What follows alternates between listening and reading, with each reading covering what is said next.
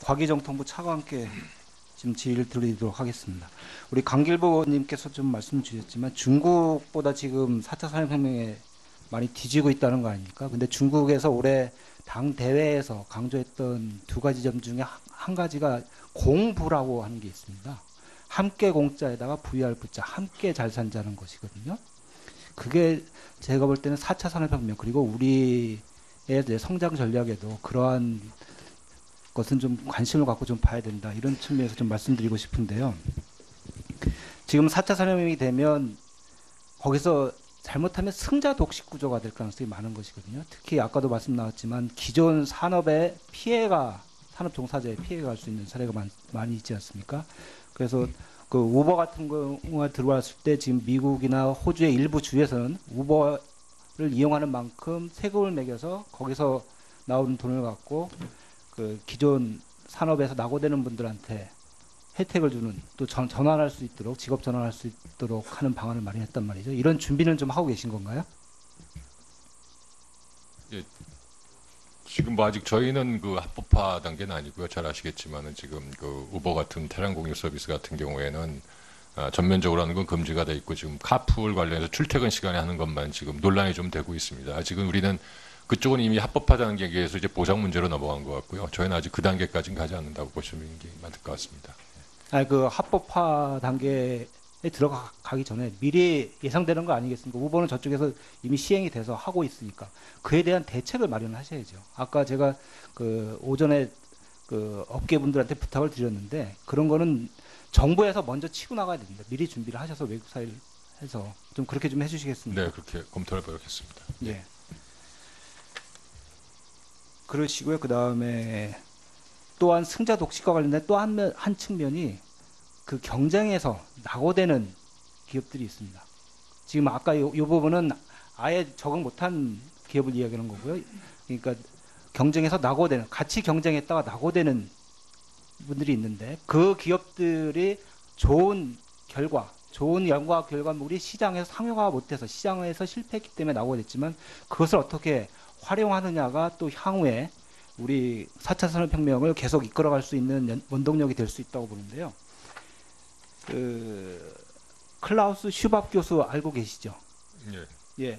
거기서 4차 산업혁명의 성공 열쇠 중에 하나로 지적한 게 협력을 통한 혁신을 강조를 했고요. 거기서 신뢰를 그거에 또 큰 원인으로 들었습니다. 그러니까 참여자 간에 그 경쟁의 참여자 간에 협력을 구축하고 협력 관계를 하고 혁신을 하고 거기서 낙오되는 분들도 어떻게 도와줄 수 있는 신뢰 방안 그런 것도 마련해야 되는 것이거든요. 그리고 그것을 어떻게 공유해서 활용할 것인가 그러한 게 좀 필요하다고 보는데 어떻게 생각하십니까?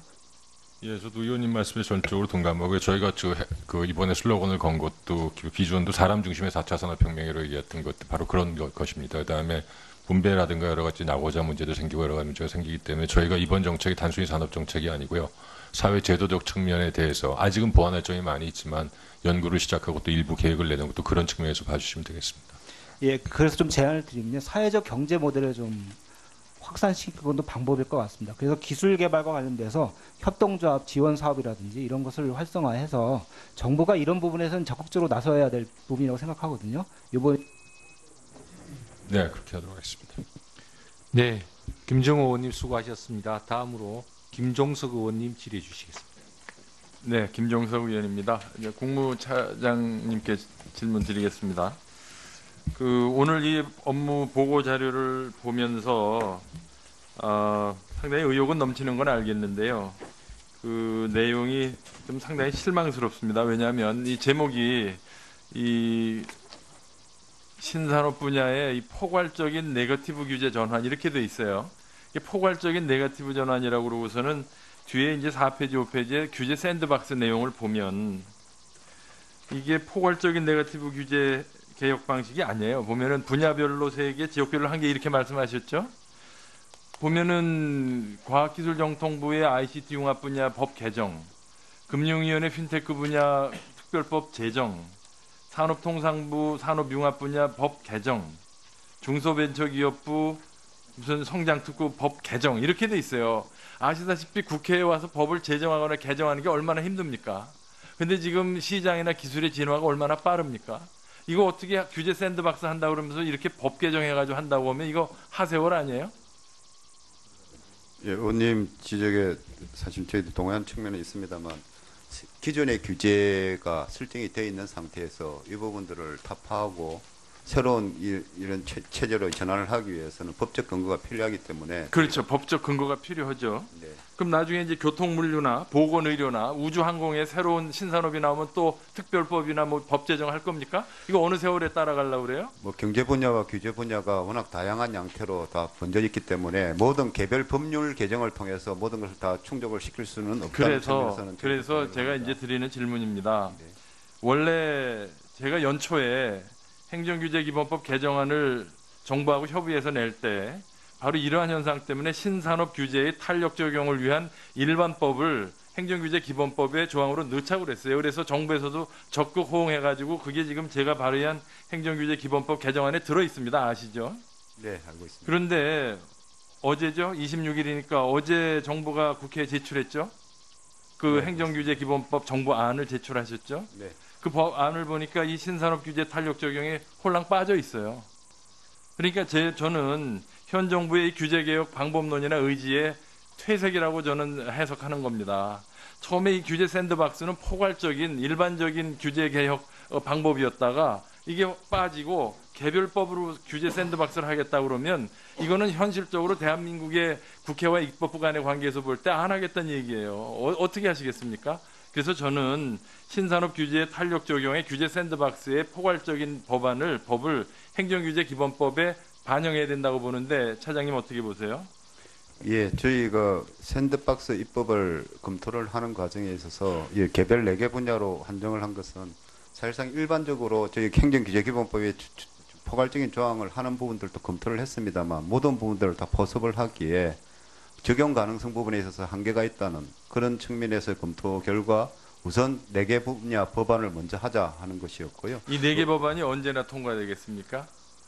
또 저희가- 하나는 심지어 재정법인데요.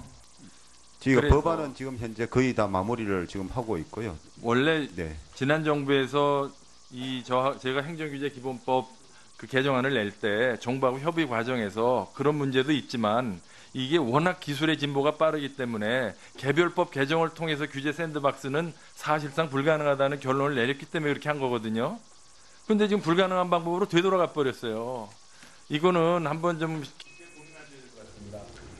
예, 계속 의원님과 좀 상의를 드리겠습니다. 추가적인 설명을 조금만 더 드리면 의원님 하시는 규제의 어떤 탄력 적용 부분 이 부분들에서는 저희도 기본적으로 동의를 합니다만 획일적인 어떤 기간을 설정을 한다든지 이런 부분들에 있어서는 개별 또 사항들이 많이 다양하다 보니까 구체성을 조금 더 보완을 하자는 그런 취지의 입장이라는 말씀을 드리고요. 기본적으로 규제 샌드박스 이 부분에 있어서는 4개 법안이 어느 정도 조금 현실적으로 적용이 되고 하는 과정에 있어서 저희가 행정규제 기본법에 또 추상적인 그런 선언적인 의미에서라도 어떤 신산업 분야의 샌드박스의 취지를 도입을 하는 방향을 지금 검토 중에 있음을 추가로 보고를 드립니다. 하는 그런 과정에서 의원님께 계속 상의도 드리고 보고도 드리도록 하겠습니다. 네, 김종석 의원님 감사합니다. 다음으로 박경미 의원님 질의해 주시기 바랍니다. 네, 장석연 지원단장님께 질의하겠습니다. 최근 1박 2일로 진행된 4차 산업혁명위원회 이제 1차 해커톤 결과 브리핑이 오늘 오전에 있었죠. 네. 그 규제 개혁을 위해서 민관이 함께 모인 끝장 토론회 장 바람직하고 또 합의안을 도출한 거 의미 있다고 생각을 합니다. 그 첫 회의에서 3가지 의제를 다뤘죠. 네. 빅테크하고 위치정보보호, 혁신의료기기. 근데 사실 앞으로 다뤄야 할 주제가 산적해 있습니다. 시급성도 높고요. 그런데 해커톤은 반기별 1회. 그래서 다음 회의가 내년 6월에야 열리는 것으로 알고 있습니다. 그 4차 산업혁명의 변화 속도와 그에 대한 신속한 대응을 고려할 때 일정이 너무 한가한 것이 아닌가 우려가 되는데요. 그 장병구 위원장님의 입장은 의제가 많이 발굴되면 한 번에 많은 의제를 논의한다는 건데 저는 적은 의제를 가지고 더 자주 열려야 한다고 생각하고요.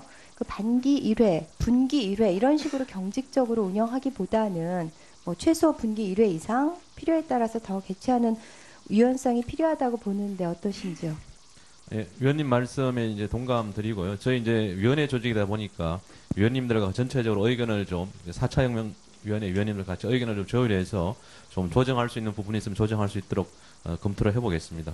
아, 그래도 6개월에 한 번 너무 뜨문뜨문인 것 그래서 같고요. 저희들이 이제 6개월 했던 건 사실은 이제 한번 끝나고 나면은 네. 거기서 나왔던 게 합의안이 나왔다고 해서 바로 실행할 수 있는 게 아니니까 정부 내에서 입법 절차나 또 국회와 협의 과정이나 이런 게 있어서 그 나왔던 걸 한번 이렇게 마무리를 짓는다는 차원에서 6개월 정도 뒀는데 좀 조정할 수 있는 부분을 검토를 해보겠습니다.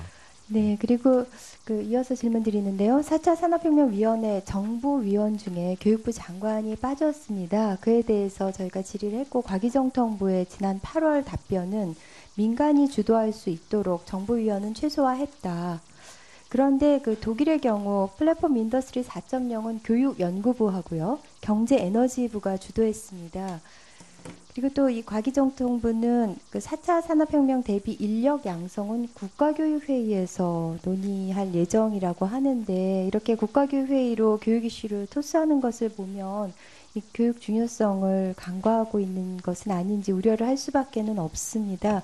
그리고 또 우려스러운 건 정부위원뿐 아니라 민간위원 중에도 교육 전문가가 없어요.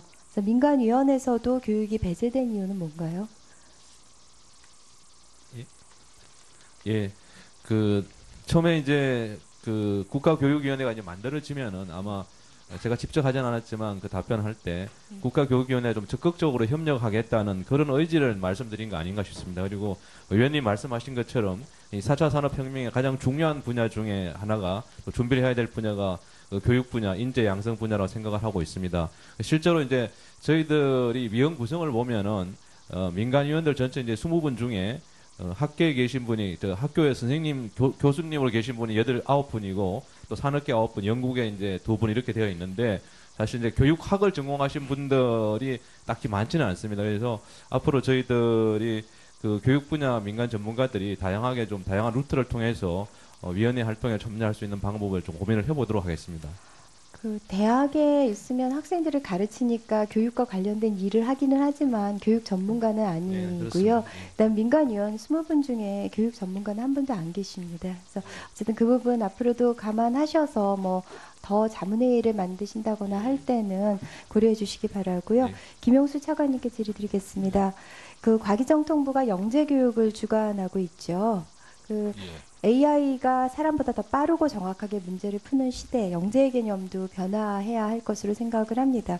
흔히 영재라고 하면 뭐 신동, 아주 넘사벽인 그런 학생들을 지칭하는 경향이 있고요. 2000년에 제정된 영재교육진흥법에도 영재가 그렇게 데피니션이 내려져 있습니다. 근데 이 저출산 시대에 한 명 한 명이 소중한 인적 자원이고 또 이 영재성을 가진 학생을 한 명도 놓치지 않기 위해서는 그렇게 발굴하기 위해서는 넓게 쳐야 되겠죠. 그에 따라서 영재의 개념도 확장되어야 하는데요. 예를 들어서 미국의 경우는 상당수의 주가 영재의 정의에 창의성, 리더십을 포함하도록 이렇게 수정을 했습니다. 그래서 이제 이 부분도 감안하실 필요가 있고 또 과기정통부가 제출한 영재교육 대상자 현황을 보니까 분야별로 분절화돼 있어요. 근데 지금 스팀 교육 강조하고 있고 융합형 인재를 여기저기서 얘기를 하고 있는데 영재 교육에서 융합, 칸막이 없애는 거 꼭 이루어 주시고요. 그리고 지금 또 영재학교나 영재교육원, 영재학급에서 이루어지는 그런 교육이 그냥 또래 수준을 넘어서는 어려운 지식을 당겨서 미리 가르치는 그런 어떤 고도의 선행학습과 크게 다르지 않는데 그 부분에 대해서도 좀 살펴주시기 바랍니다. 그래서 영재 개념 확장, 영재 교육 방식의 변화 필요성에 대해서 공감하시는? 네, 지금 위원님이 얘기하신 대로 영재 개념을 확장하고 방식을 변화하는 거에 대해서 저희도 전적으로 공감을 하고 있고요. 저희가 이제 영재 교육 관련해서 개선 방안을 마련하는 것도 위원님이 지금 말씀하신 그런 취지와 같습니다. 그래서 그 개헌이 완성되기 전에 위원님하고 또 상의를 드리도록 하겠습니다. 그 내용에 대해서. 네, 박경미 의원님 수고하셨습니다. 다음으로 박맹우 의원님 질의하시겠습니다. 예, 오늘 과기부와 또 국무조정실 업무 보고를 들어보니까 아주 많은 내용을 정리를 해서 담고는 있는데 이게 이제 좀 되겠구나, 뭐 확실한 의지를 가지고 추진하겠구나 하는 그런 그 잡히는 부분이 없어요. 지금까지 뭐 쭉 한 거 망라하고 그래만 나왔습니다. 그래서 그런 면에서 우선 전반적인 지적을 좀 하고, 네, 과기부 차관께 좀 여쭤볼게요. WEF 자료를 보면은 우리나라가 지금 현재 IT 강국이라고 이렇게 자처를 하죠. IT. 네. 저도 그런 말을 들어 하고 하는데, 지금도 차관님도 그렇게 생각하세요? 그 조금 분리해 생각할 필요가 있는데 저희가 그 네트워크 그 인프라 점에 분야에서는 대해서는 일반적으로 예, 말하는 부분에 대해서는 예. 그렇게 생각하십니까? 아마 이거 자료 다 아실 텐데 저도 그래 알고 있었는데 이 자료를 보면은 최근 한 5, 6년 전에 비교해서 전부 다 ICT 혁신 지표들이 20위 밖으로 밀려났어요. 혁신 정도도 보면 9위에서 19위, 기술 준비도 이런 것은 27위로 떨어졌어요. 13위에서. 고등교육 훈련은 12위에서 26위 뭐 이런 식이고, 어떤 4차 산업혁명을 위한 아주 기본 요소라고 할 수 있는 노동이나 교육, 기술 이런 부분의 ICT 이 수준이 이렇게 지금 낮게 평가되고 있다. 반면에 싱가포르나 일본, 홍콩 이런 나라들은 지금 다 20위 안에 있습니다. 이 점을 어떻게 생각하세요? 어떻게 우리는 지금 그렇게 IT 하드웨어 면에서는 뭐 세계 최강이라고 봐지는데 이런 부분에 왜 이렇게 지금 낮게 평가되고 있습니까? 또 대책은 어떻습니까? 지금 위원님이 지적하신 대로 저희가 그 네트워크나 인프라 부분은 뭐 선두부를 달리는 건 맞지만은 저희가 ICT 활용 분야, 특히 저희가 취약한 건 위원님이 지적하신 여러 혁신의 수용 정도, 사회 제도 문제, 그다음에 정보의 효율성 이런 부분에 대해서는 지속적으로 낮게 평가받아왔고요. 저희가 지금 4차 산업을 하면서 바로 개선해야 될 점들이 바로 이런 점들이라고 생각을 합니다. 그래서 아마 이게 뒤에 이제 나오는 규제하고도 연결될 텐데 정말 우리가 뭐 자화자찬으로 IT 강국이고 뭐 4차 산업혁명에 유리한 입지에 있다 등등 그렇게 말로만 할 게 아니라 우리가 지금 실천해 나가야 된다는 점을 지적하고요. 지금 국무조정실 차장님 이 규제 혁파에 대해서 쭉 보고를 하셨는데 규제 프리존법 제정에 대해서는 어떻게 생각하시나요? 지금 복잡한 샌드박스 이런 거 하지 말고 국력, 총력을 동원해서 규제 프리존법을 좀 만들면 되지 않을까요? 예를 들면 지금 정부가 뭐 소득주도 성장에서 혁신주도 성장으로 슬그머니 지금 바꾸고 있는데 혁신을 하려면 뭐 이런 거 프리존법도 만들어서 획기적으로 좀 풀고 이 지금 이제 세상이 좀 변했구나 이런 느낌을 주도록 확실하게 할 그렇게 한번 뭐 국회 협조, 대통령 보고 등등을 통해서 한번 그래 해볼 의향이 없으세요? 혁신 성장을 뒷받침하기 위한 여러 가지 규제 개혁의 조치 그리고 입법화 부분들에 대해서는 총론적으로는 동의의 말씀을 드리고요. 다만 이제 규제 프리존법 같은 경우에는 그 부작용에 대한 우려들도 있고 거기에 대해서 국회에서 이제 논의가 진행 중이기 때문에 제가 그 부분에 있어서 단정적으로 말씀을 드리기는 조금 상황이 좀 곤란하다는 말씀을 좀 드리고요. 저희가 규제 샌드박스를 도입을 하는 것은 규제 프리존법과 구별을 조금 드린다면 신산업, 신기술 분야에 적용을 하기 위한 어떤 혁신성의 사업들을 좀 지원을 하기 위한 특례적인 성격의 샌드박스를 도입을 하자는 것이고 규제 프리존법은 지역 산업 기반으로 해서 지역별로 한 27개 정도 산업을 육성하기 위한 특례 조항들로 구성이 되어 있는 것으로 알고 있습니다. 예, 지금 조금 그래서 지금 뭐 정부가 뭐 여러 가지 시책을 펴면서 뭐 하루에도 몇 조씩 이렇게 지금 약속을 하는데 알죠? 뭐 그거 좋습니다. 좋으면은 그런 세금을 그런 재원을 낼 수 있는 근거를 마련해야 되는데 그게 기업 아니겠습니까? 어떤 기업을 자유롭게 진취적으로 하도록 해가지고 도와서 기업이 좀 많은 좀 재정을 내도록 그렇게 해야 되는 것이 그 핵심이 규제입니다. 기업은 도와줄 필요도 없어요. 조금만 주세요, 시간. 그냥 가만두면, 제재만 안 하면 세계 이렇게 경쟁할 수 있도록 노하만 둬도 될 텐데, 그런 기본 인식 하에서 좀 획기적인 대책, 이런 방안이 좀 나와야 될 것 같습니다. 예, 기업과 경제활력 회복을 위해서 저희가 그 규제 정책의 기본 방향을 그렇게 설정을 같이 하고 있다는 말씀을 드리고요. 기존의 어떤 법령이나 규제가 많이 있다 보니까 그 부분들을 애로사항들을 저희가 듣고 하나하나 풀어주기 위한 그런 노력들을 집중적으로 하고 있다는 말씀을 추가로 보고 드립니다. 의원님의 그 기본적인 그 고민과 취지에 대해서는 저희도 같이 공감합니다. 규제 설명에 대해서는 뭐 좀 소관 그게 아니라서 자세히는 모르지만은 제일 중요한 거는 정부의 의지입니다. 예? 정부의 의지입니다. 좀 확고한 의지를 가져서 좀 획기적인 방안을 좀 내놓기 바랍니다. 네, 박맹우 의원님 감사합니다. 다음으로 서영수 의원님 질의하시겠습니다. 예, 경남 양산 을지역 더불어민주당 서영수 의원입니다. 우리 국무조직식 차장님께 질문드리겠습니다. 규제 개혁의 목표 방향이 규제 양을 줄이는 것입니까? 규제의 질을 높이는 겁니까? 그 두 가지가 뭐 상호 모순되는 것은 아니라고 생각합니다. 저희가 기존에 규제의 양도 많이 있기 때문에 양을 줄여야 되는 측면도 있고요. 시대에 뒤틀어진 규제도 많이 있기 때문에 그런 부분들이 정비도 필요하고, 다만 그 규제에 있던 질과 내용에 있어서도 좀 더 합리적으로 설계를 하고 보완을 해야 될 부분들은 좀 더 보완을 해야 된, 그러니까 생명이나 안전이나 환경 이런 측면에서는 좀 더 합리적이고 질 높은 규제가 좀 필요라는 측면도 있고요. 뭐 그런 두 가지가 다 병행이 되어야 될 필요성이 있다고 생각을 합니다. 일단 규제 개혁에 대해서는 사실 우리나라뿐 아니고 지금 OECD에서 2010년도 종합 자료 나오고 거기에 대해서 어느 정도 방향이 정립되어 있죠. 네, 그렇습니다. 근데 규제를 하는 목표가 뭡니까? 목적이 뭡니까? 왜 정부가 규제를 합니까?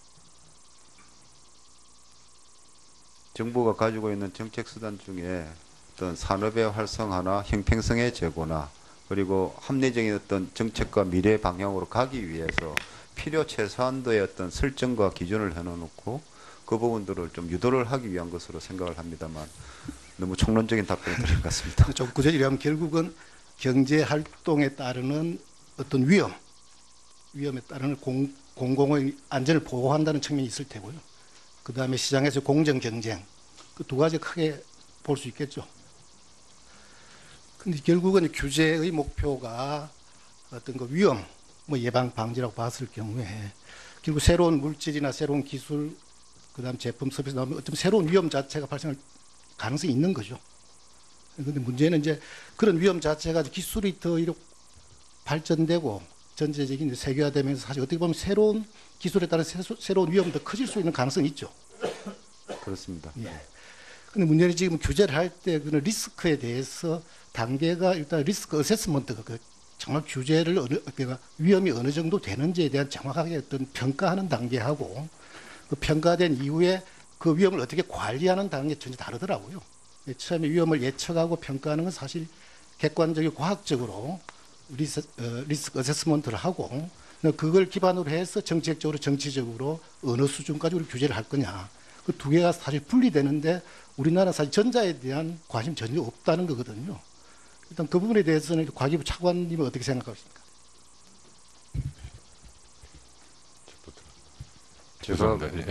제가 좀 답변을 드리자면 규제를 도입을 하거나 심사를 함에 있어서는 저희가 규제 영향 분석이라는 부분들을 하고 있습니다.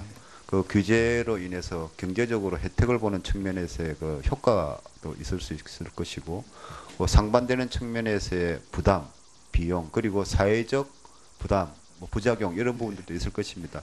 그런 부분들이 좀 객관적이고 과학적으로 수치화된 분석들이 좀 이루어져야 되고 그런 부분들을 영향 분석을 좀 질을 제고하기 위한 노력들을 병행하고 있습니다만 사실상 어느 정도 또 한계도 있는 측면도 있고요. 말씀하신 그 위험 부분에 있어서 위험 사정과 관련해서는 저희가 규제 샌드박스 같은 경우에도 생명이나 안전에 어떤 위험이 되는 부분이라는 규제 샌드박스의 어떤 적용을 배제를 하는 상태에서 도입을 하려고 합니다. 그리고 신기술 신산업들이 적용이 되어서 임시 사업으로 사업화된다고 하더라도 거기에 따르는 모르는 부작용이 있기 때문에 그 실증을 하고 거기에 따르는 보상 장치로서의 손해배상이나 이런 부분들을 병행해서 제도화하는 그런 방향으로 하고자 합니다. 하나하나를 다 뭐 완벽하게 제도를 할 수는 없지만 말씀하시는 그런 위험에 대한 관리 그런 측면들을 좀 보완을 하려고 노력을 하고 있습니다. 아일랜드 같은 경우는 결국 이제 RIA 그러니까 규제 영향 평가랑 우리나라는 어느 수준까지 와 있는 국제적으로 비교하면 어느 수준까지 와 있습니까? 규제 영향 평가가. 규제 영향 분석과 관련해서는 저희도 규제 전문 연구기관에서도 객관성을 높이기 위해서도 많이들 하고 있습니다만 아직까지 부처 단위에서 부족한 부분이 많이 있고 많은 개선이 이루어져야 될 상태입니다. 다만 규제 영향 분석과 관련해서는 선진 OECD에서 어느 정도 저희의 규제의 어떤 질적 수준의 그런 부분에 있어서는 어느 정도 평가를 하고 있는 단계인 것으로 알고 있습니다. 예.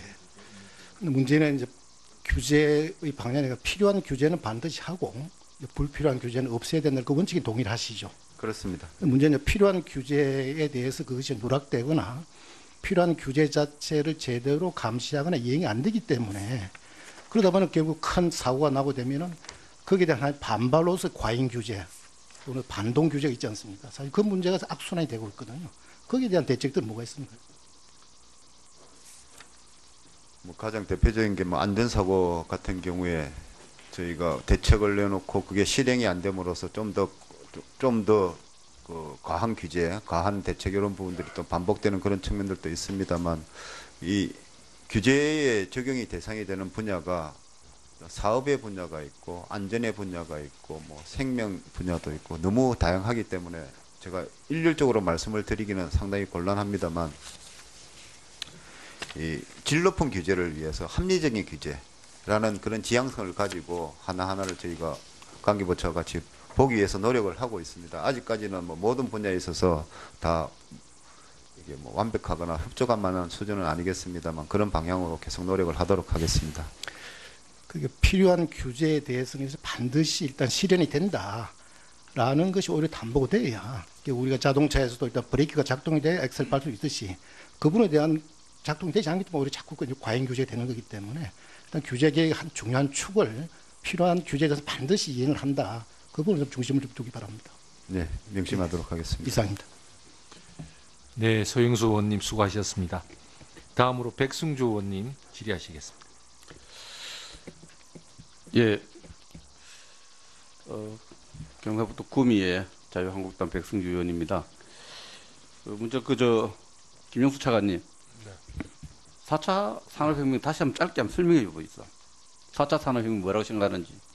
4차 산업혁명은 저희가 생각할 때는 그 데이터라든가 그다음에 그 네트워크 그다음에 더 핵심적인 그 인공지능 기술로 촉발되는 그 이런 걸로 해서 초연결이 이루어집니다. 초연결이 되고 이에 따라 지능화 혁명이 이루어져 산업사의 모든 분야의 변화가 일어나는 그런 혁명으로 저희가 정의를 하고 있습니다.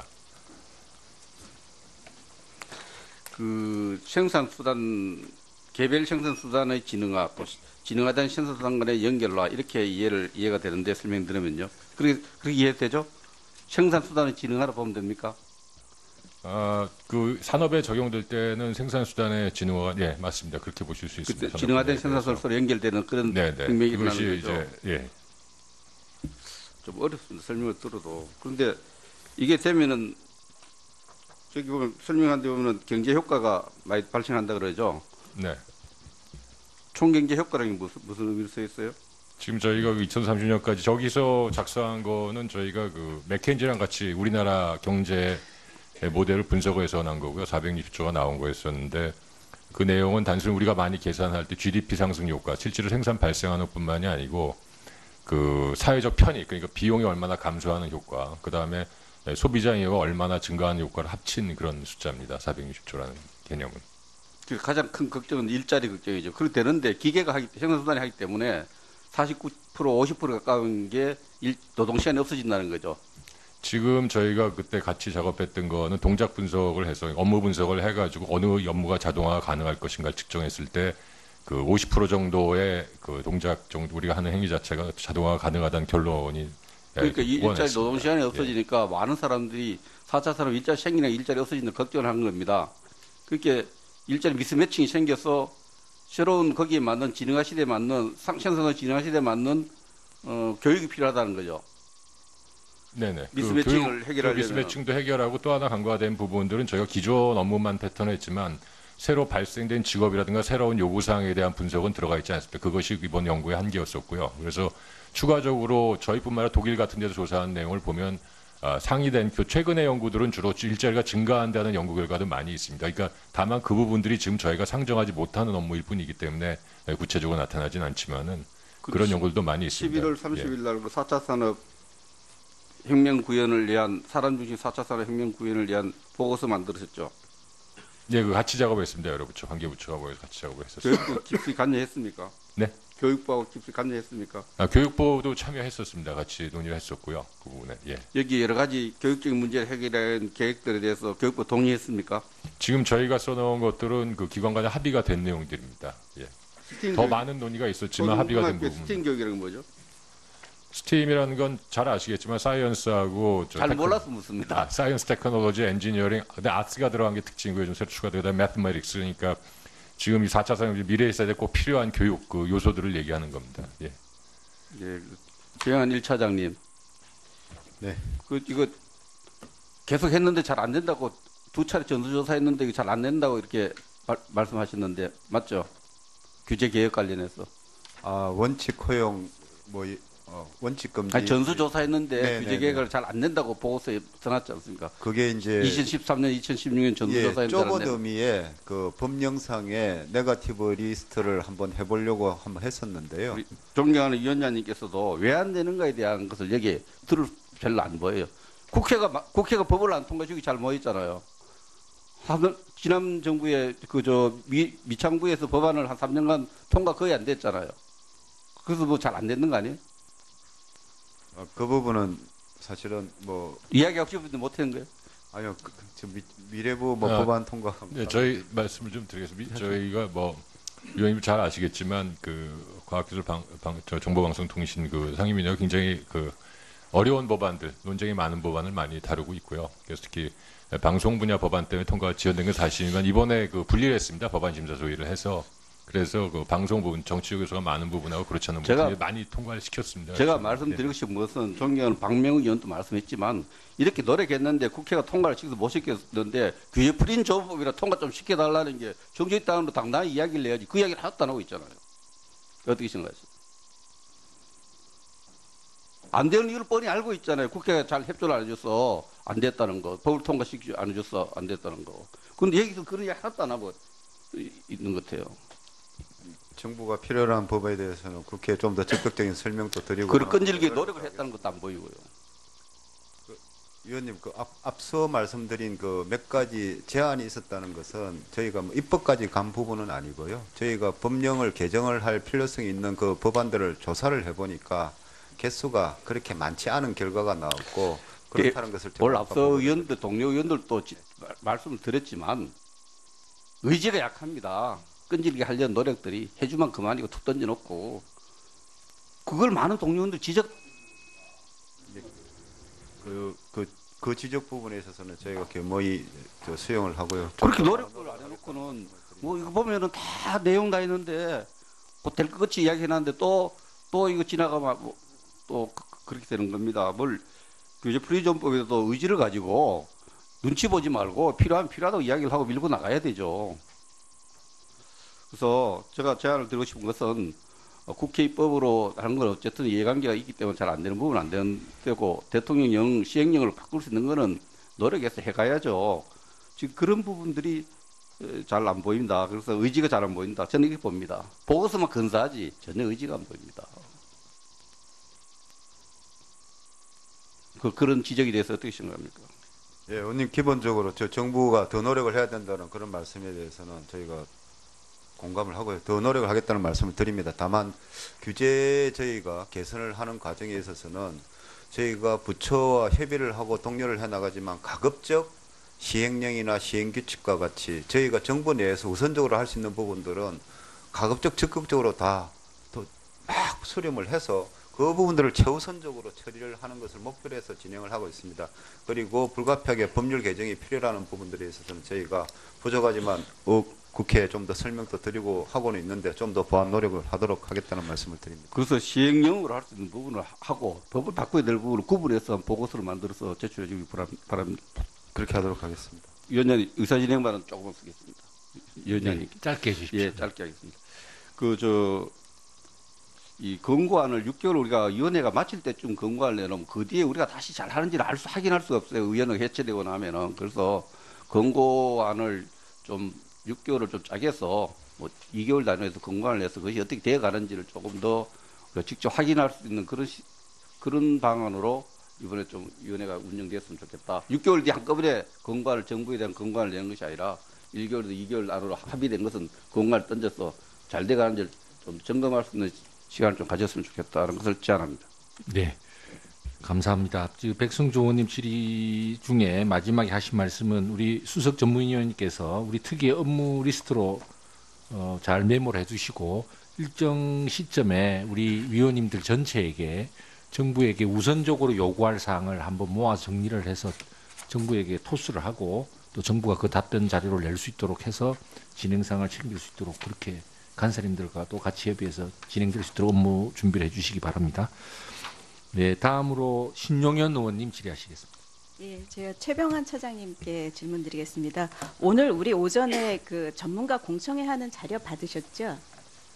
못 받으셨습니까? 저희가 요청을 할 때 오전에 저희가 전문가 공청회를 하기 때문에 이게 상공회의소랑 그다음에 과총이랑 그다음에 그 혁신 벤처 연합회 이런 데서 나온 거를 제안을 드리고 그거에 대한 답을 좀 오후에 들었으면 했는데 그거에 대한 답이 전혀 없었어요. 못 들으셨습니까?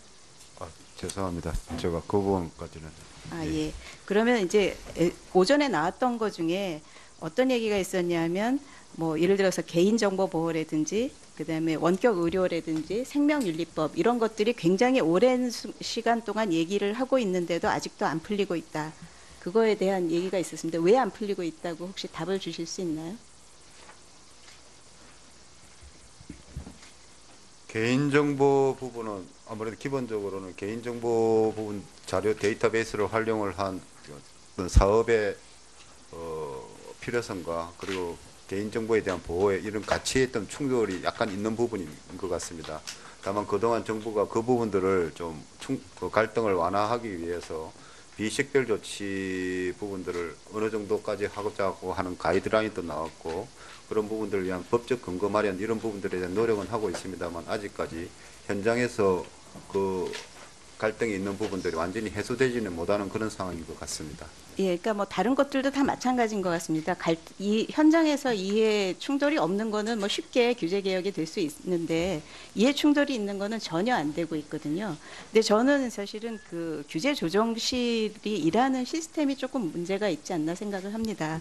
왜냐하면 지금은 이제 규제 조정실과 규제개혁위원회가 정부 규제개혁위원회가 하는 게 수동적으로 하시잖아요. 부처에서 올라오는 거를 더 규제가 강화되는지 안 되는지를 주로 수동적인 역할을 하시지 전반적으로 어떤 체계를 개선한다든지 이런 일들이 조금 이루어지지 않고 있고요. 아까 얘기하신 것처럼 그 전수조사를 하셨지만 하시고 나서 거기서 실질적으로 전수조사한 거에 대해서 어느 정도 그 후속 조치가 이루어지지 않고 있고 그다음에 규제 총량제도 하셨었잖아요. 총량 관리를 하셨었는데 지금 오늘 보고해 주신 몇십 건, 뭐 혹은 몇백 건은 사실은 규제 총량에 비하면 너무 그 수요가 작거든요.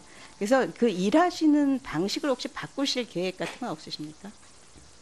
예, 규제실이 좀 더 효율적으로 일을 하라는 취지의 지적에 저희가 공감을 하고요. 저희가 말씀하신 다만 좀 더 추가 설명을 드리고 싶은 게 규제실이 수동적으로 어떤 규제 법령들이 올라오는 부분들을 심사를 하는 것은 극히 일부입니다. 저희는 기존에 있는 법령 내에서 규제 혁파를 위해서 사실상 규제실 전체가 그 부분에 있어서 전력 투구를 사실은 하고는 있습니다. 다만 규제 혁파라는 부분이 결과론적으로 보면 저희가 몇백 건을 대상으로 해서 각 부처와 협의도 하고 구체적인 검토도 해나가고 하는 그런 눈에 보이지 않는 노력들을 많이는 하고 있습니다만 결과물들이 개수로는 좀 미흡하게 나타나는 그런 경향들은 많이 있습니다. 그 과정이 어떤 기존의 어떤 법 체계의 문제도 있을 것이고 가치의 어떤 갈등 문제도 있을 것이고 뭐 많이 개선은 됐습니다만 부처의 어떤 내부적인 권한이나 규제에 대한 좀 잔존을 하고 싶어하는 그런 성향들도 있습니다. 저희가 그런 측면에서 한정된 인력과 그런 자원이지만 말씀하신 그런 취지에 부합되게 좀 더 적극적인 노력과 그런 과정을 통해서 결과물들을 내놓도록 하도록 네, 그래서 하겠습니다. 네. 그 한정된 인력으로 일하시는데 한 건 두 건 없으면 그 동안에 더 만들어지잖아요. 그래서 이제 그런 거를 말씀을 드리는 거였고요. 그다음에 아까 저도 이제 서영수 의원님이 말씀하신 일종의 필요한 규제에 대한 적시 대응이 굉장히 필요하다고 생각을 하는데 인증제 같은 것들이 아주 대표적인 원성을 사고 있는데 이것에 대한 개선책들이 이번에 보고가 된 게 있나요? 인증제 같은 경우는 저희가 한 그동안 2차례 정도 전체 인증에 대해서 전수조사를 관계부처랑 같이 해서 많은 개선을 이루었습니다. 그러면 인증 자체가 워낙 또 복잡 다양한 측면도 있고 새로 생겨나가는 것도 있고 저희가 지금 제가 자료를 구체적으로 말씀을 드리기는 제가 좀 자료가 없어서 그렇습니다만 인증 부분에 있어서 저희가 노력을 한 거와 그동안 앞으로 더 추진할 부분에 대해서는 별도 좀 보고를 올리도록 그렇게 하겠습니다. 예. 우리 그 나중에 좀 보고를 해주시면 좋겠고요. 제가 시간이 없으니까 김영수 차관님께 여쭤보겠습니다. 네. 이게 지난 30일 날 나온 보고서죠. 네. 이게 이제 아마 과기부가 간사 기관이 돼서 하신 거죠. 예, 예. 이걸 할 때 4차 산업혁명위원회의 역할하고 과기부 역할이 어떻게 됐었습니다. 예, 그 작업을 할 때 거의 긴밀하게 했는데요. 저희도 그 초안 같은 걸 만들고 부처 의견을 모았고 그다음에 그 밑에 그 사사상혁명위원회가 있으면 그 밑에 분과 내용들이 혁신위원회가 있습니다. 그 혁신위원회별로 각 섹션을 담당을 해서 계속 민간 전문가 토론해서 수정을 하고 부처도 같이 참여하고 민간 전문가도 같이 하고 거기서 여러 가지 정책을 걸러내고 그 다음에 마지막으로 그 4차 산업위원회에 또 모이셔가지고 그 결과 갖고 논의를 해가지고 도출안이라고 보시면 될 것 같습니다.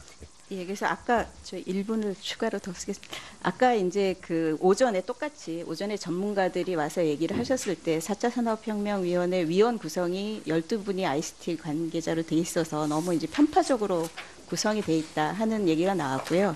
그다음에 이제 이것도 저도 마찬가지 지적을 좀 하고 싶은데 항상 하시는 방식이 부처에서 나온 거를 모으고 그다음에 이제 민간에서 몇 분 의견 수렴을 하고 이제 이렇게 해서 일종의 모자이크라고 해야 되나요? 이렇게 짜집기를 해서 나온 보고서가 항상 나오거든요.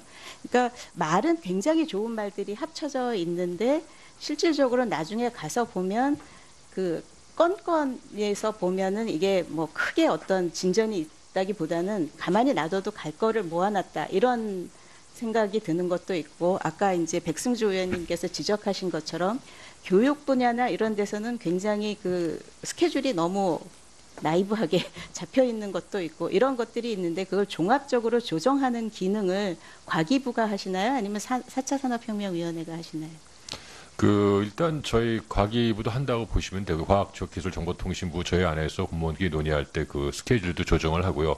또 거기서 또 의견이 다를 수도 있습니다. 그랬을 경우에는 주로 민간인들이 같이 모이신 자리에서 같이 조정 활동을 같이 합니다. 그러니까 같이 협업한다고 보시면 될 것 같습니다. 저희가 그 하는 것들은. 예. 그래서 제가 이제 이거 책을 보면서 계속 그 4차 산업혁명에 관련된 거버넌스를 어떻게 가져가시는지가 사실은 그림을 하나 주시긴 했는데 귀에 이렇게 쑥 들어오지가 않거든요. 그러니까 4차 위원수도 한정이 돼 있고 자문위원들이 얼마 계시는 것 같긴 하지만 이 과기부의 간사기관하고 부처하고 서로 업무 분담이 어떻게 돼 있는지 아니면 본부처에 대한 일들을 어떻게 시작을 어떻게 할 건지 뭐 이런 것들에 대한 거를 조금 보고를 해주시면 감사하겠습니다. 네네. 그 내용에 대해서 위원회에 보고 드리도록 하겠습니다. 예. 네, 신영현 의원님 수고하셨습니다. 다음으로 최운열 의원님 질의하시겠습니다. 예. 그 4차 산업혁명에 대비하기 위해서는 지금과 같은 규제 체계로는 도저히 대응하기 어렵다. 이런 게 이제 일반적인 공감대가 형성되어 있어서 오늘 오전에 얘기하신 분들이라든지 오후에도 전부가 다 이 규제 문제를 많이 얘기를 하시는 것 같아요. 이 규제를 보면 또 각 부처 간에 추구하는 목표가 또 전부 다르잖아요. 우리 처병 차장님. 네. 예를 들어서 뭐 빅데이터 관련된 것도 금융위 같은 거는 이걸 적극적으로 활용해서 신상품을 개발하고 싶고 의료 부분도 마찬가지인데 이걸 또 이제 다루는 이 개인 신용 정보를 중시한 또 부처에서는 또 그걸 반대하는 거고. 그래서 이런 종합적인 부처 간의 이해가 엇갈릴 때는 결국은 총리실이 주도적으로 나서서 조정할 수밖에 없는데, 그런 역할에 대한 그 기대가 우리 의원님들이 하시는 거하고 지금 현재 정부가 하시는 거에 좀 차이가 많이 있지 않나 하는 생각이 들어요. 그래서 그런 역할을 더 적극적으로 하셔야 될 것 같고, 그런 과정에서도 요즘 분위기가 전체적으로 규제 완화 하니까 이 규제 완화 분위기에 또 함몰이 돼가지고 이 국민의 생명과 안전에 관한 부분에까지도 규제 완화가 잘못 적용되는 위험, 이런 부분도 굉장히 조심하셔야 되지 않을까 싶어요. 그래서 최근에 그 제천 화재 사건에서도 보면은 문제를 지적하니까 현행 건축법 이전의 건물이기 때문에 새로운 규제를 더 강화할 수 없다. 이게 이제 정부의 포지션인데, 사람이 죽어가는데 그런 얘기를 할 수 있는 상황인지, 이런 거에 대해서는 더 적극적으로 정부가 대응을 해야 되지 않을까. 그래서 이 규제 부분도 한편에서는 디레귤레이션을 하지만 또 한쪽에서는 리레귤레이션을 해야 되는 이 트레이드오프를 어떻게 설정할 건가. 이게 총리실에서 규제개혁위원회에서 이걸 좀 제대로 설정을 해야 되지 않을까 싶고요. 또 4차 산업혁명은 이제 과학 분야뿐만 아니라 사회 전체적으로 전방위적으로 영향을 주기 때문에 이 부분도 제가 보기에는 이번에 4차 산업혁명의 컨트롤 타워가 과학입으로 되어 있는 거가 좀 잘못되지 않나 그런 생각이 들어요. 오히려 총리실이 주관이 돼가지고 전체 부처를 총괄해야 되기 때문에 여기서 이 다양한 분야를 의견을 이해 조정을 하고 컨트롤 해야 될 텐데 한 부처가 하기에는 힘이 들지 않을까. 그래서 그런 거를 정부 내에서도 다시 한번 검토를 하셔서 진짜 각 부처가 컨센서스를 모을 수 있는 방안이 뭐가 최적인가, 이런 거에 대한 고민을 한번 해보셔야 될 것 같아요. 거기에 대한 견해를 좀 얘기해 보시죠. 예, 생명안전 규제 그 필요성과 그 강조점에 대해서 저희도 동의를 합니다. 사례로 들은 그 건축법 같은 경우 그 난연성 재질을 사용을 하는 것을 저희가 새로운 건축물에는 적용을 규제 강화를 할 수는 있습니다만, 기존 건축물에 소급 적용하는 부분에 있어서는 법리의 문제나 경제적 부담 이런 부분들 때문에 사실상 여러 가지 좀 더 적극적인 검토와 논의가 좀 필요로 하는 사항이 아닐까 싶습니다. 그대로 둘 수는 없잖아. 앞으로 또 일어날 수도 있기 때문에. 예, 그런 부분들에 대해서는 좀 사실은 일부 부처에서는 징벌적 손해배상 제도의 도입 이런 부분들까지 검토를 할 정도로 여러 가지 문제 심각성에 대해서는 저희도 공감은 하고는 있습니다만, 다만 이 부분들을 구체적으로 어떻게 해결을 할 것인가 부분에 대해서는 좀 더 논의가 좀 필요한 사안이라고 말씀을 먼저 드리고요. 기본적으로 디레귤레이션과 리레귤레이션을 같이 조화를 이뤄야 된다는 그런 취지에 저희가 가지고 있는 규제의 어떤 기본 방향이 규제의 재설계입니다. 그리고 생명 안전 환경 쪽의 분야에 있어서는 합리적인 규제, 질 높은 규제를 하자는 것이고요. 구체적으로 설명을 하나만 더 드리면 그 분야에 있어서 기존의 규제를 완화를 하거나 철폐를 할 때는 저희가 심사를 하지 않았습니다만, 생명이나 안전이나 이런 분야에 있어서 일부 부처에서 규제 완화를 전제로 해서 이렇게 무분별하게 완화하는 것을 방지하기 위해서 저희가 그 과정에서도 새로이 이제 심사를 도입을 해서 규제가 합리적으로 좀 적용될 수 있도록 그렇게 하는 방안도 강구 중임을 설명을 올립니다. 그리고 4차 산업혁명위원회 컨트롤 타워와 관련해서는 제가 답변을 드리는 것은 적절하지 않지만, 현재 있는 그 청와대 4차 산업발전위원회와 4차 산업혁명위원회와 우리 주무부처인 과기부 중심으로 이렇게 진행을 하다가 저희가 총리실 차원에서 혹시 다른 영역이나 다른 분야에 있어서 지원이나 조정이 필요한 사안이 있으면 적극 저희도 같이 협업을 하겠다는 말씀을 드립니다. 네, 재훈열 의원님 수고하셨습니다. 다음으로 송희경 의원님 질의하시겠습니다. 네, 자유한국당 송희경 의원입니다. 이미 문제는 골마 터져 있고요. 과연 그 한국에서 혁신 사업을, 특히 4차 산업혁명의 리소스라고 하고 있는 데이터를 이용해서 혁신 서비스를 할 수 있나, 할 수 없다. 그래서 한국을 떠나는 스타트업들이 속출하고 있는데, 이미 문제가 무엇인지 알고 있고 그 문제가 골마 터져 있는데, 과연 저는 이 정부가 산업을 살려서 정말 산업 혁신으로 일자리를 창출하려고 하는 의지가 있는가. 기대는 했지만 오늘 업무 보고를 받으면서 정말 실망했습니다. 특히나 오늘 해커톤 발표를 보면 주요 아젠다 5가지 중에 유일하게 한 가지만 합의했는데 그것도 제가 법안 발의한 위치 정보 이미 다 합의해서 과방위 법사위 다 통과한 그겁니다. 그거는 합의할 필요도 없고 이제 본회의만 통과되면 되는 법입니다. 나머지 개인정보 보호, 원격 의료, 공인인증서 이거 내년 6월에 한다고 그러는데 이 4.3 혁명위원회 만들어 놓고 실질적으로 운영되는 조직인가 어떤 것을 기대할 수 있나 싶습니다.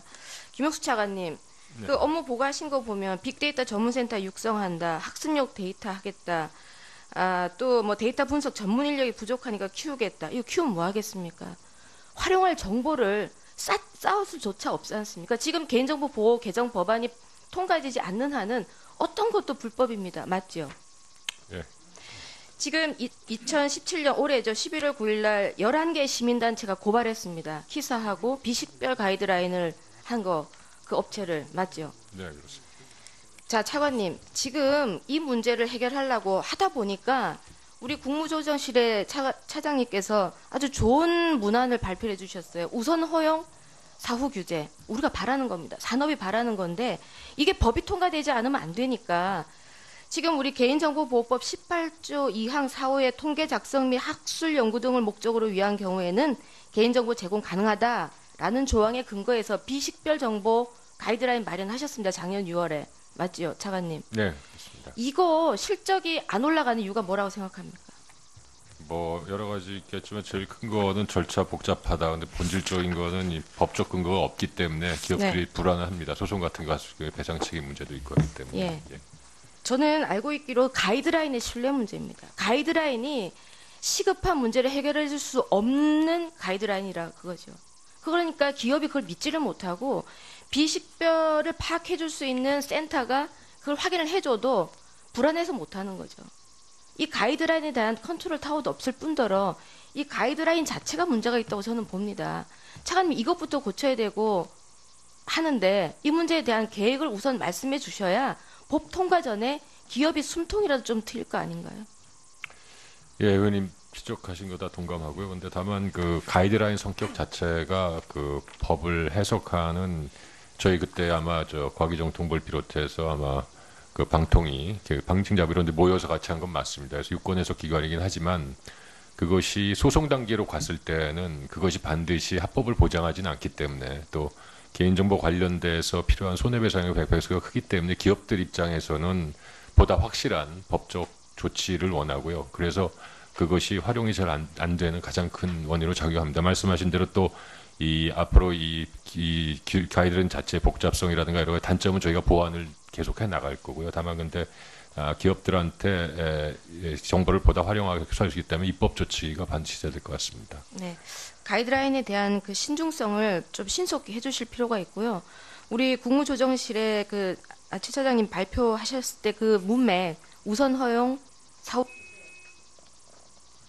그 부분에 대한 국무조정실의 조정이 굉장히 필요합니다. 예를 들어 드리면 올해 1월에 그 비트코인을 이용해서 해외 송금을 한 기업 센트비 업체가 불법이라고 금융위에서 조사받았습니다. 알고 계시죠? 불법이라고 조사를 받았습니다. 근데 이 기재부가 문제 삼은 이 스타트업 기업은 지난해 8월에 금융위하고 금감원이 공동 주최한 창업 경진대에서 1등한 상입니다. 1등한 업체인데 기재에는 불법이라고 했어요. 또 데이터를 모아두는 데이터 센터에 건축물 용도가 없어서 제가 용도를 만들어야 된다는데 국토부가 반대하고 가기부는 찬성하고 있습니다. 또 지금 말씀드린 비트코인에 대한 과징금 문제, 규제 문제 여러 부처 간에 조정을 하셔야 되는데 지금 어떤 조정을 통해서 우선 허용, 사후 규제를 하시겠다는 건지 어떤 역할을 하실 수 있을까요? 저희가 우선 허용, 사후 규제는 기존 규제였던 방법처럼 사전적인 규제의 틀을 우선적으로는 허용을 해주되 문제가 되는 경우에 사후 규제를 한다는 그런 방향성과 기본 틀의 어떤 전환 이런 부분들을 말씀을 드린 거고요. 다만 이게 개별 어떤 사업이나 비트코인이나 어떤 금융 어떤 사업 하나하나를 지금 현재 모든 것을 다 우선적으로 허용을 해주고 사후적으로 규제를 할 수 있는 것은 아닐 것입니다. 그런 부분들을 기본 방향을 또 구체화시키기 위한 노력들을 관계부처와 그리고 여러 가지 법령들을 저희가 정비를 하는 과정에 있다는 말씀을 드리고요. 비트코인과 관련해서는 저희가 국조실에서 관계부처와 같이 여러 가지 부작용이나 규제 부분들에 있어서는 지금 논의가 진행 중이니까 그 결과가 나오는 대로 추가로 아마 설명을 좀 드릴 수 있을 것으로 생각합니다. 송희경 의원님 수고하셨습니다. 다음으로 홍일학 의원님께서 질의해 주시겠습니다. 예, 수고하십니다. 김용수 차관님, 네. 수고하십니다. 김용수 차관님, 스마트 팩토리는 4차 산업입니까? 아닙니까? 스마트 팩토리요? 예, 스마트 팩토리. 그래서 정도의 수준 예, 문제인데 그렇죠. 많이 예. 얘기하는 건 3.0 단계니까 완전 자동화는 보통 그 정부와 3차 산업혁명 단계 4.0 하게 되면은 이제 그 서플라이 체인 전체에서 되니까 4차 우리가 산업혁명을 흔히 얘기하는 우버나 뭐 에어비앤비는 어떤 4차 산업혁명입니까?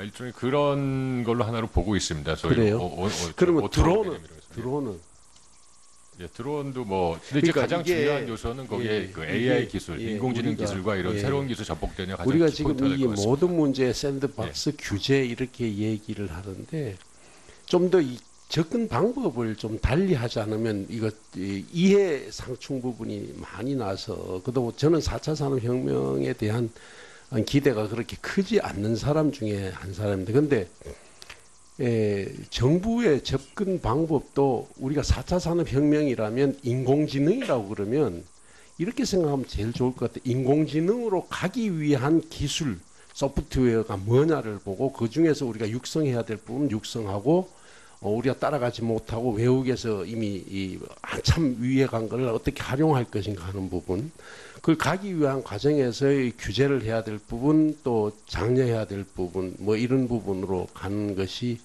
좋지. 지금 드론을 했을 때 드론 산업을 잘 하기 위해서 규제를 풀고 어떻게 하자. B&B 우버를 하기 위해서 규제를 풀고 이렇게 하자. 이렇게 개개인별로 나가기 시작하면 이건 뭐 서로 간에 얘기거리가 안 된다고 생각을 합니다. 그래서 좀 더 단순화시켜서 4차 산업혁명이 뭔가를 좀 더 단순화해서 어떤 목표를 향해서 갈 길 우리가 가야 되는데 지금 우리가 여기 보면은 정책 방향에도 보면 교통, 복지, 환경, 안전, 국방 모든 부분이 물론 지능형이 들어와서 그걸 4차 산업혁명이라고 그러지만 잘못하면 우리가 어떤 생각을 하는가 하면 4차 산업혁명에 대해서 대응을 잘못했기 때문에 환경, 안전, 국방, 복지 여러 부분에 문제가 생겼다 이렇게 착각하게 만들 수도 있다는 생각이 갑자기 제가 들어서 말씀을 드리는 겁니다. 그래서 우리가 지금 아까 오전에도 제가 얘기를 했습니다마는 우리가 IT 강국이라고 착각하고 있지만 지금 IT 강국이 아니라면 왜 우리가 지금 현재 위치, 우리 지금 서 있는 좌표가 어디에 와 있는가를 확실하게 진단할 필요가 있다. 그러면 4차 산업혁명으로 가기 위해서 필요한 게 뭐냐? 플랫폼이다. 예를 들어 소프트웨어가 부족하다. 인프라가 부족하다. 그럼 이 플랫폼, 소프트웨어, 인프라를 가기 위해서 우리가 어떻게 갈 것인가? 이런 방향으로 얘기를 해서 그것이 가는 방향이 인공지능이라 그러면 인공지능을 향해서 가기 위한 방향에 대해서 우리가 로드맵을 가지고 가야 하지. 지금 4차 산업 안에 모든 규제 개혁을 하기 위한 요구사항을 다 집어넣어 버리면 문제 해결이 안 된다는 거죠. 지금 그렇게 가고 있어요. 우리나라의 지금 모든 것이. 그리고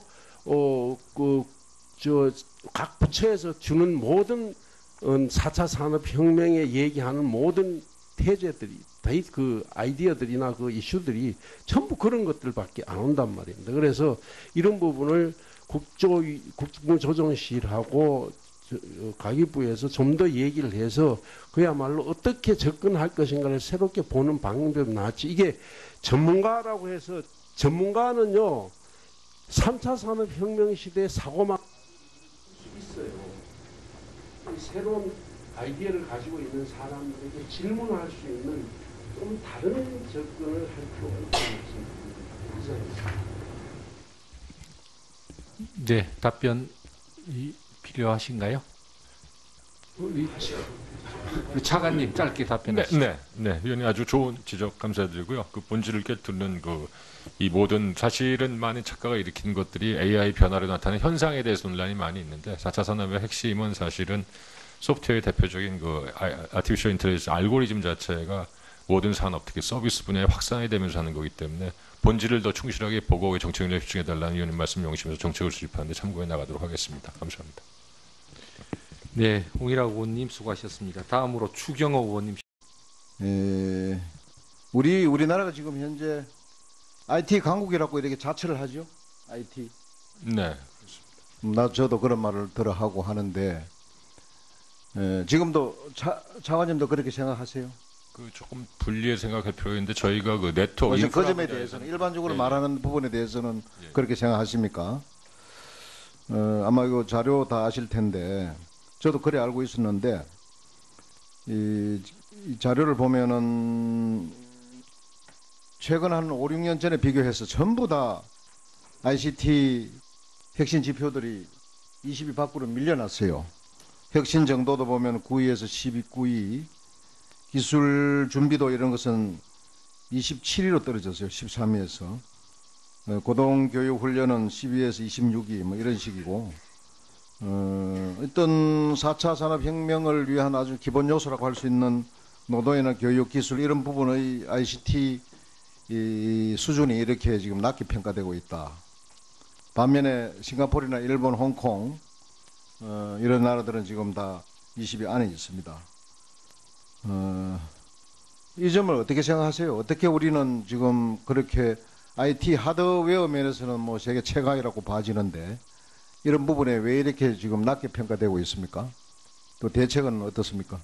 지금 위원님이 지적하신 대로 저희가 네트워크나 인프라 부분은 선두부를 달리는 건 맞지만은 저희가 ICT 활용 분야, 특히 저희가 취약한 건 위원님이 지적하신 여러 혁신의 수용 정도, 사회 제도 문제, 그다음에 정보의 효율성 이런 부분에 대해서는 지속적으로 낮게 평가받아왔고요. 저희가 지금 4차 산업을 하면서 바로 개선해야 될 점들이 바로 이런 점들이라고 생각을 합니다. 그래서 아마 이게 뒤에 이제 나오는 규제하고도 연결될 텐데 정말 우리가 뭐 자화자찬으로 IT 강국이고 뭐 4차 산업혁명에 유리한 입지에 있다 등등 그렇게 말로만 할 게 아니라 우리가 지금 실천해 나가야 된다는 점을 지적하고요.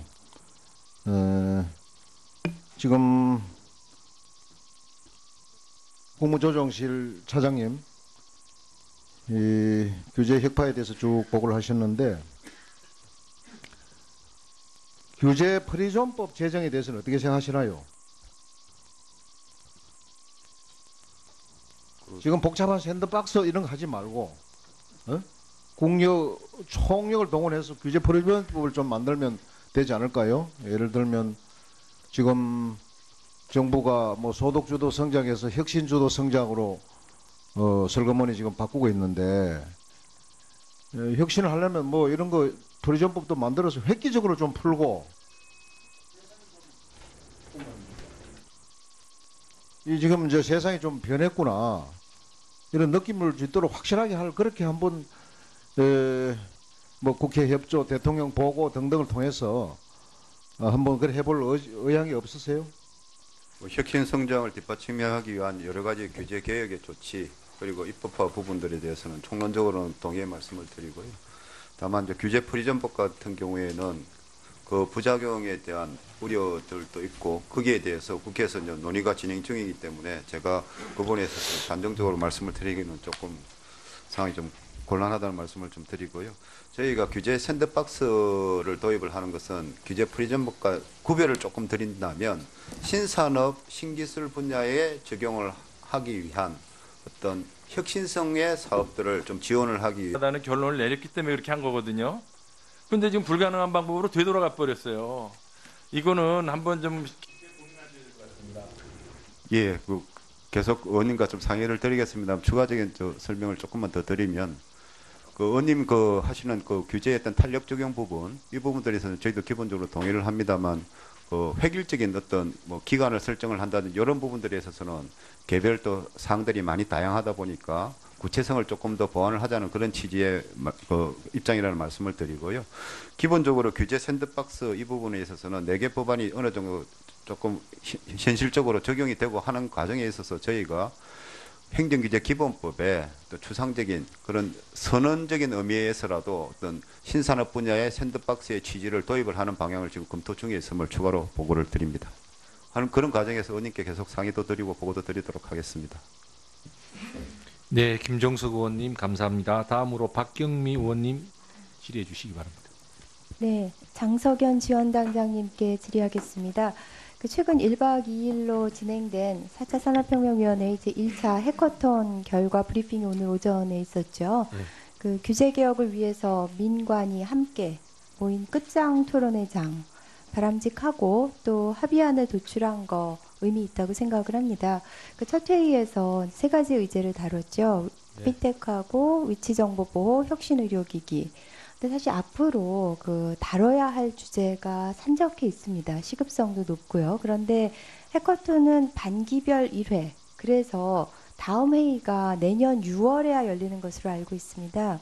그 4차 산업혁명의 변화 속도와 그에 대한 신속한 대응을 고려할 때 일정이 너무 한가한 것이 아닌가 우려가 되는데요.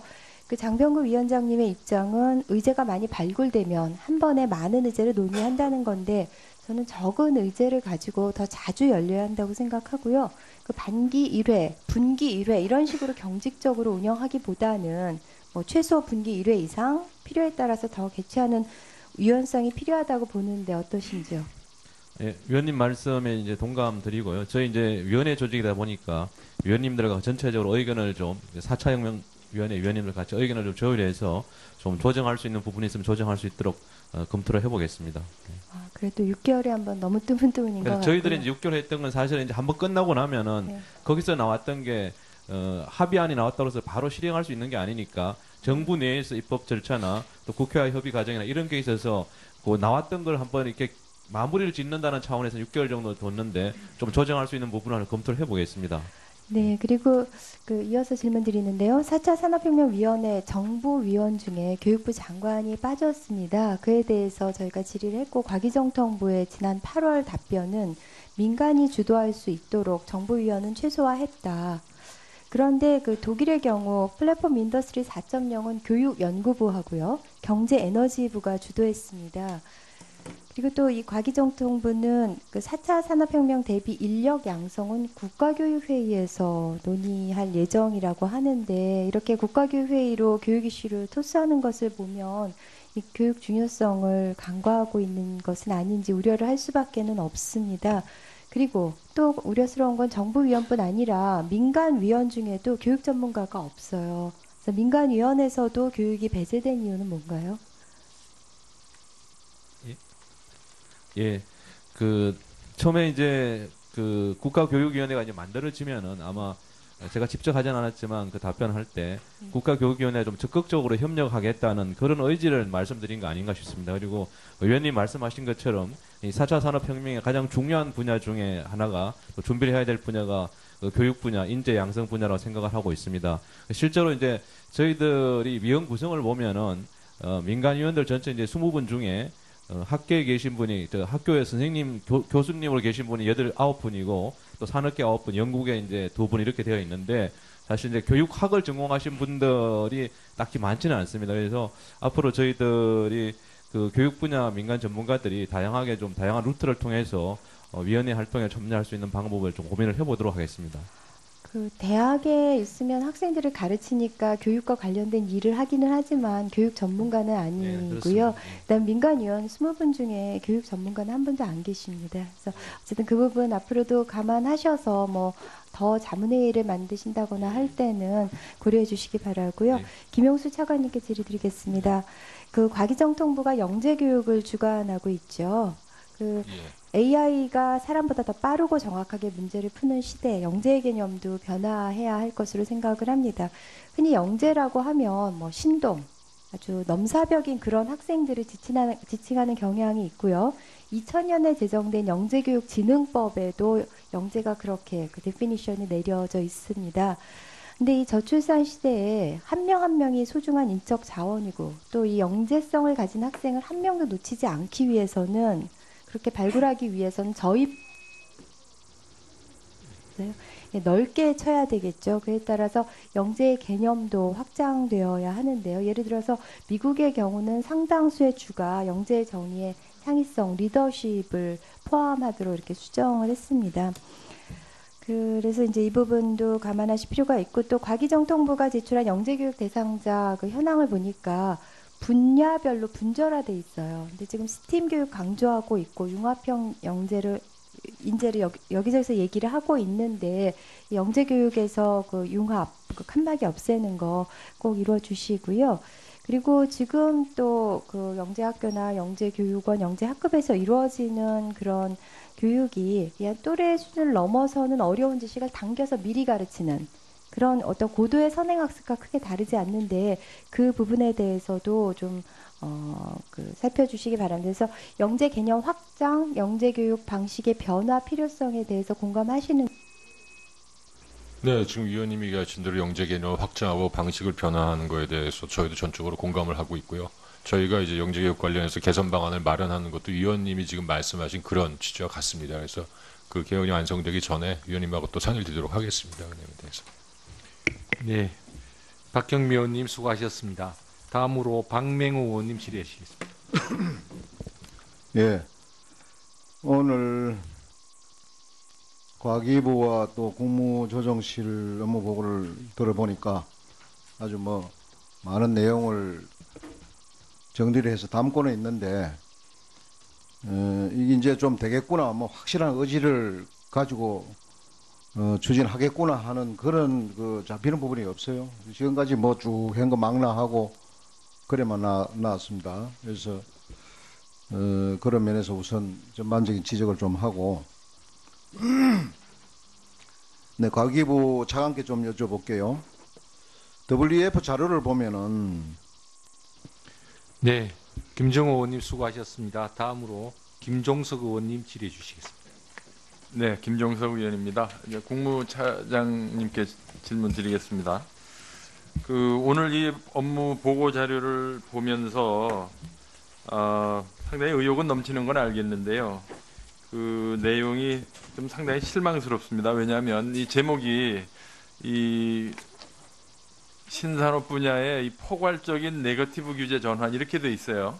이게 포괄적인 네거티브 전환이라고 그러고서는 뒤에 이제 4페이지, 5페이지에 규제 샌드박스 내용을 보면 이게 포괄적인 네거티브 규제 개혁 방식이 아니에요. 보면은 분야별로 3개, 지역별로 1개 이렇게 말씀하셨죠? 보면은 과학기술정통부의 ICT 융합 분야 법 개정, 금융위원회 핀테크 분야 특별법 제정, 산업통상부 산업융합 분야 법 개정, 중소벤처기업부 무슨 성장특구 법 개정 이렇게 돼 있어요. 아시다시피 국회에 와서 법을 제정하거나 개정하는 게 얼마나 힘듭니까? 근데 지금 시장이나 기술의 진화가 얼마나 빠릅니까? 이거 어떻게 규제 샌드박스 한다고 그러면서 이렇게 법 개정해가지고 한다고 하면 이거 하세월 아니에요? 예, 의원님 지적에 사실 저희도 동의한 측면은 있습니다만, 기존의 규제가 설정이 되어 있는 상태에서 이 부분들을 타파하고 새로운 이런 체제로 전환을 하기 위해서는 법적 근거가 필요하기 때문에. 그렇죠. 법적 근거가 필요하죠. 네. 그럼 나중에 이제 교통물류나 보건의료나 우주항공에 새로운 신산업이 나오면 또 특별법이나 뭐 법 제정할 겁니까? 이거 어느 세월에 따라가려고 그래요? 뭐 경제 분야와 규제 분야가 워낙 다양한 양태로 다 번져 있기 때문에 모든 개별 법률 개정을 통해서 모든 것을 다 충족을 시킬 수는 없다는 측면에서는. 그래서 제가 이제 드리는 질문입니다. 네. 원래 제가 연초에 행정규제기본법 개정안을 정부하고 협의해서 낼 때 바로 이러한 현상 때문에 신산업 규제의 탄력 적용을 위한 일반법을 행정규제기본법의 조항으로 넣자고 그랬어요. 그래서 정부에서도 적극 호응해가지고 그게 지금 제가 발의한 행정규제기본법 개정안에 들어있습니다. 아시죠? 네, 알고 있습니다. 그런데 어제죠? 26일이니까 어제 정부가 국회에 제출했죠? 그 네. 행정규제기본법 정부안을 제출하셨죠? 네. 그 법안을 보니까 이 신산업 규제 탄력 적용에 홀랑 빠져 있어요. 그러니까 저는 현 정부의 규제 개혁 방법론이나 의지의 퇴색이라고 저는 해석하는 겁니다. 처음에 이 규제 샌드박스는 포괄적인 일반적인 규제 개혁 방법이었다가 이게 빠지고 개별법으로 규제 샌드박스를 하겠다 그러면 이거는 현실적으로 대한민국의 국회와 입법부 간의 관계에서 볼 때 안 하겠다는 얘기예요. 어떻게 하시겠습니까? 그래서 저는 신산업 규제의 탄력 적용에 규제 샌드박스의 포괄적인 법을 행정규제 기본법에 반영해야 된다고 보는데 차장님 어떻게 보세요? 예, 저희가 샌드박스 입법을 검토를 하는 과정에 있어서 개별 4개 분야로 한정을 한 것은 사실상 일반적으로 저희 행정규제기본법에 포괄적인 조항을 하는 부분들도 검토를 했습니다만 모든 부분들을 다 포섭을 하기에 적용 가능성 부분에 있어서 한계가 있다는 그런 측면에서 검토 결과 우선 4개 분야 법안을 먼저 하자 하는 것이었고요. 이 4개 법안이 언제나 통과되겠습니까? 또 하나는 심지어 재정법인데요. 저희가 법안은 지금 현재 거의 다 마무리를 지금 하고 있고요. 원래 지난 정부에서 제가 행정규제 기본법 그 개정안을 낼 때 정부하고 협의 과정에서 그런 문제도 있지만 이게 워낙 기술의 진보가 빠르기 때문에 개별법 개정을 통해서 규제 샌드박스는 사실상 불가능한. 과기정통부 차관 함께 지금 질의를 드리도록 하겠습니다. 우리 강길보 의원님께서 좀 말씀 주셨지만 중국보다 지금 4차 산업혁명에 많이 뒤지고 있다는 거 아닙니까? 근데 중국에서 올해 당 대회에서 강조했던 2가지 점 중에 한 가지가 공부라고 하는 게 있습니다. 함께 공자에다가 VR 부자, 함께 잘 산다는 것이거든요. 그게 제가 볼 때는 4차 산업혁명 그리고 우리의 성장 전략에도 그러한 것은 좀 관심을 갖고 좀 봐야 된다. 이런 측면에서 좀 말씀드리고 싶은데요. 지금 4차 산업혁명이 되면 거기서 잘못하면 승자 독식 구조가 될 가능성이 많은 것이거든요. 특히 아까도 말씀 나왔지만 기존 산업의 피해가 산업 종사자의 피해가 갈 수 있는 사례가 많이 있지 않습니까? 그래서 그 우버 같은 경우가 들어왔을 때 지금 미국이나 호주의 일부 주에서는 우버를 이용하는 만큼 세금을 매겨서 거기서 나오는 돈을 갖고 그 기존 산업에서 낙오되는 분들한테 혜택을 주는 또 전환할 수 있도록 직업 전환할 수 있도록 하는 방안을 마련했단 말이죠. 이런 준비는 좀 하고 계신 건가요? 예, 지금 뭐 아직 저희는 그 합법화 단계는 아니고요. 잘 아시겠지만은 지금 그 우버 같은 차량 공유 서비스 같은 경우에는 전면적으로 하는 건 금지가 돼 있고 지금 카풀 관련해서 출퇴근 시간에 하는 것만 지금 논란이 좀 되고 있습니다. 아직은 우리는 그쪽은 이미 합법화 단계에서 이제 보상 문제로 넘어간 것 같고요. 저희는 아직 그 단계까지는 가지 않는다고 보시는 게 맞을 것 같습니다. 아니 그 합법화 단계에 들어가기 전에 미리 예상되는 거 아니겠습니까? 우버는 저쪽에서 이미 시행이 돼서 하고 있으니까 그에 대한 대책을 마련하셔야죠. 아까 제가 그 오전에 그 업계분들한테 부탁을 드렸는데 그런 거는 정부에서 먼저 치고 나가야 됩니다. 미리 준비를 하셔서 외국 사회를 해서 좀 그렇게 좀 해주시겠습니까? 네, 그렇게 검토를 해보겠습니다. 예. 그러시고요. 그 다음에 또한 승자 독식과 관련된 또 한 측면이 그 경쟁에서 낙오되는 기업들이 있습니다. 지금 아까 이 부분은 아예 적응 못한 기업을 이야기하는 거고요. 그러니까 경쟁에서 낙오되는, 같이 경쟁했다가 낙오되는 분들이 있는데 그 기업들이 좋은 결과, 좋은 연구와 결과물이 시장에서 상용화 못해서 시장에서 실패했기 때문에 낙오됐지만 그것을 어떻게 활용하느냐가 또 향후에 우리 4차 산업혁명을 계속 이끌어갈 수 있는 원동력이 될 수 있다고 보는데요.